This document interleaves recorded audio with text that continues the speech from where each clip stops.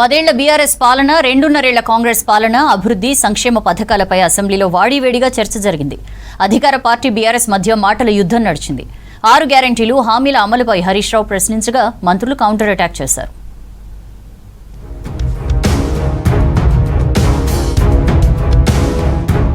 అసెంబ్లీలో ఉద్యోగుల డిఏలపై అధికార ప్రతిపక్షాల మధ్య వాగ్వాదం జరిగింది. 5 డిఏలు పెండింగ్ ఉన్నాయన్నారు బీఆర్ఎస్ ఎమ్మెల్యే హరీష్ రావు.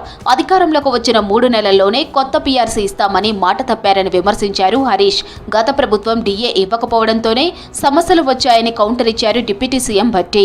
మీరు సక్రమంగా ఆనాడు చేసి ఉంటే అసలు ఈ సమస్యలే ఉత్పన్నమయ్యేది కాదు. కరువు భత్యం డిఏ విషయంలో గత బీఆర్ఎస్ ప్రభుత్వం 1/7/2022, 1/1/2023 మరియు 1/7/2023 నుండి ఉద్యోగులకు ఇవ్వాల్సిన డిఏ బకాయిలు ఇవ్వకపోవటం వల్లనే ప్రస్తుత ప్రభుత్వమే ఇవ్వాల్సిన పరిస్థితి ఏర్పడింది. దళితుల అసెంట్ భూములను కాంగ్రెస్ సర్కార్ కాజేసే కుట్ర చేస్తుందని ఆరోపించారు హరీష్ రావు. రాష్ట్రంలో 50,000 ఎకరాలు ఎస్సీ ఎస్టీ భూములను అన్యాయంగా ప్రభుత్వం కాజేస్తుందన్నారు హరీష్. ధరణి పేరుతో దళితుల భూములు లాక్కొని అన్యాయం చేసిందే బీఆర్ఎస్ అని కౌంటర్ ఇచ్చారు డిప్యూటీ సీఎం భట్టి.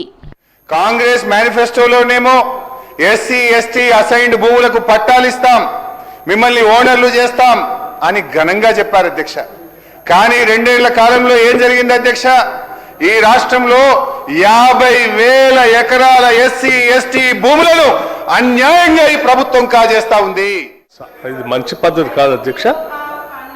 అసలు ఈ రాష్ట్రంలో టిఆర్ఎస్ ప్రభుత్వ హయాంలోనే మొత్తం ఆనాటి కాంగ్రెస్ ప్రభుత్వాలు పంపిణీ చేసిన భూములన్నింటినీ, అసైన్ చేసిన భూములన్నింటినీ వాళ్ళు ధరణి పేరు మీద తీసుకొని వచ్చి పార్ట్ బిలో పెట్టి పాపం అమాయకులైనటువంటి వాళ్ళందరినీ అన్యాయం చేసిందే మీరు.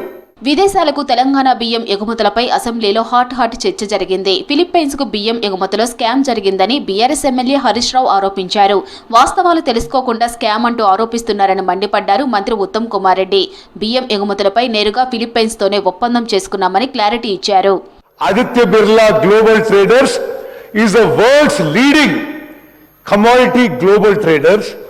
They own a shipping company, they own a global insurance company. They have been recommended by the government of Philippines.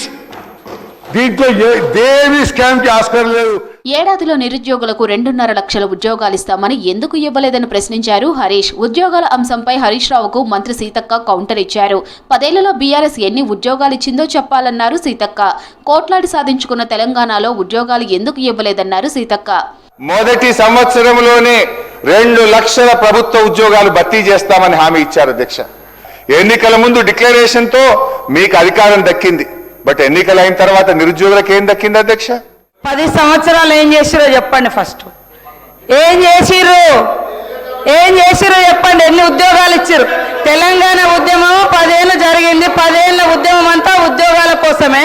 మరి మీరు అధికారంలోకి వచ్చి 10 ఏళ్లలో ఎన్ని ఉద్యోగాలు ఇచ్చారు అధ్యక్ష? ఏమన్నా అంటే నోటిఫికేషన్ ఇస్తే వాళ్ళకి ఏమన్నా జీతాలు పడ్డాయా? ఉద్యోగ గ్యారెంటీ వచ్చిందా? ఇవాళ ఉద్యోగాలు ఇచ్చింది మేము.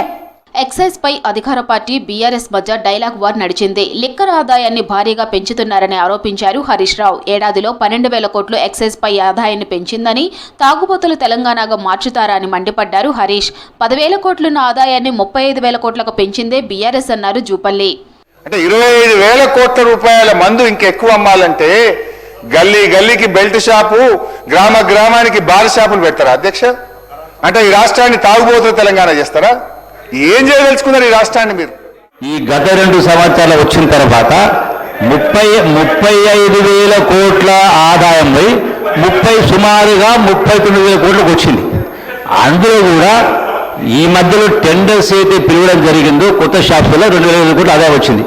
అంటే డిఫరెన్స్ అనేది 2 సంవత్సరాల కాలం కేవలం 2,000 కోట్ల రూపాయలు మాత్రమే డిఫరెన్స్ ఉంది. అంటే ఎవరు రాష్ట్రాన్ని తాగుబోతు రాష్ట్రంగా మార్చిండ్రు? గిగ్ వర్కర్లను అన్ని విధాలా ఆదుకుంటామన్నారు రాష్ట్ర కార్మిక శాఖ మంత్రి వివేక్ వెంకటస్వామి. వారి సంక్షేమం, హక్కుల పరిరక్షణ కోసం ప్రత్యేక చట్టం తీసుకొస్తామని క్వశ్చన్ అవర్లో సభ్యుల ప్రశ్నకు సమాధానమిచ్చారు. గిగ్ వర్కర్స్ కి సోషల్ సెక్యూరిటీ, వారికి బెనిఫిట్స్, వెల్ఫేర్ బెనిఫిట్స్ ఎట్లా ఇవ్వాలని చెప్పి నవంబర్లో ఒక క్యాబినెట్ రెజల్యూషన్ ఆల్రెడీ పాస్ అయింది. ఈరోజు కూడా గవర్నమెంట్ బిల్ ప్రవేశపెట్టడానికి క్యాబినెట్లో పాస్ చేయబోతున్నాం. అసెంబ్లీ రేపటికి వాయిదా పడింది. ఉదయం నుంచి అధికార పక్షం బీఆర్ఎస్ మధ్య వివిధ అంశాలపై వాడీవేడి చర్చ జరిగింది.